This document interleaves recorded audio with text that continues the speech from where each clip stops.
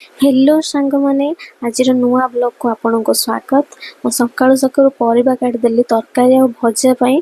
तापर हमर बिरी चावल बतुरा हेतला राती रे इडली हवा पई। तापर मु गली चुली रे भात बसे देली। भात बसे सला परे मां तंकर सब परिबा धोई देले, मते थालकुड़ी पत्र दी आनी देले खाई देली। मु बाड़ी की पानी आसी देख परते केते सुंदर देखा होची। ता भीतर गोटे सेव खाई देली। हाँ तापर मु कदली आलू भाजी देली, पोई आउ आलू को भाजी की सोरिष बटन देकी गोटे मस्त तरकारीटे करदेली। तरकारी कलर जानी पड़ते बहुत टेस्टी हेतिला तरकारीटा।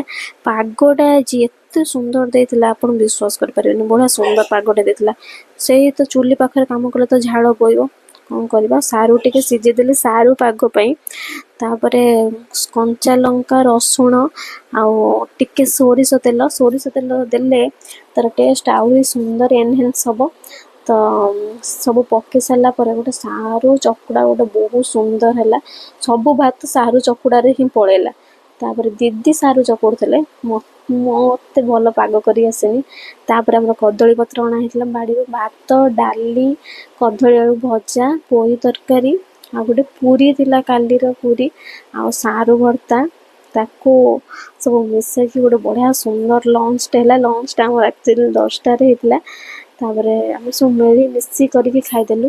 तापरे मैडम गीता रानी गोटे फिल्म दौला ताको सब बस सांगरे फैमिली देखीदेलु।